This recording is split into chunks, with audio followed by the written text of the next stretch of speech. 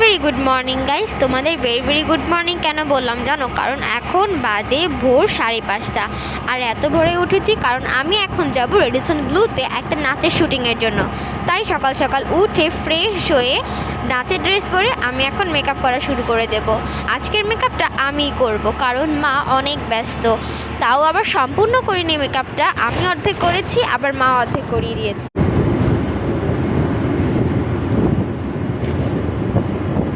এটা আমার final look, কেমন লাগছে অবশ্যই বলবে। এখন শুধু চুলটা বাঁধলেই হয়ে যাবে, তো তোমরা দেখতে থাকো। আর এখানে তো ওকে আমি ডাকতে ডাকতে পাগলই হয়ে গিয়েছিলাম, তো ফাইনালি আমি রেডি হয়ে গেলাম। কেমন লাগছে অবশ্যই বলবে কিন্তু।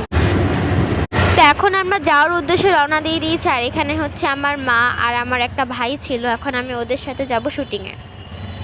আমি তো গাড়িতে বসে খুব বোরিং ফিল করছিলাম, আর আমি যে ভয়েসটা দিচ্ছি এটা কিন্তু আমি গাড়িতেই আছি, আর এটা কিন্তু পার্ট 2 হবে।